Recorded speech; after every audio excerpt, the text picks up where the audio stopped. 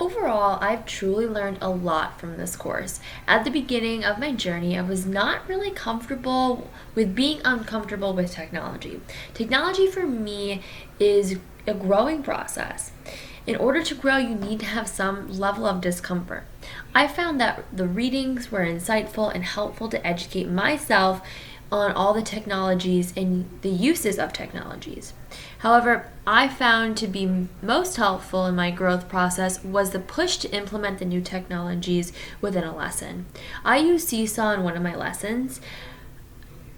I've always heard great things about the site, but I never tried it due to being uncomfortable and not having enough time to really sit down and go through the site.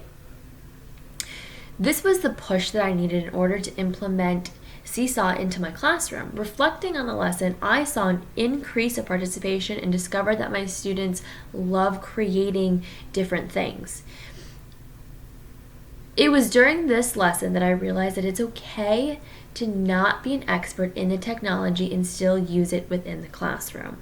For me personally, I wanted to sit down and know everything about the site before I brought it to the classroom to show my students. And I realized that learning with my students is still okay to do. Another lesson that impacted my teaching was the checklist. I found that having that open conversation about technologies that was used was important to have. The different inputs allowed for me to recognize how important it is to find good quality technology.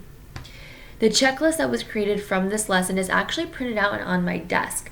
Asking myself these hard questions will allow me to decide if this technology that is implemented is beneficial and inclusive to all. Thank you for the thought-provoking questions and pushing me out of my comfort zone. Going forward, the information will be used to better myself as well as my students.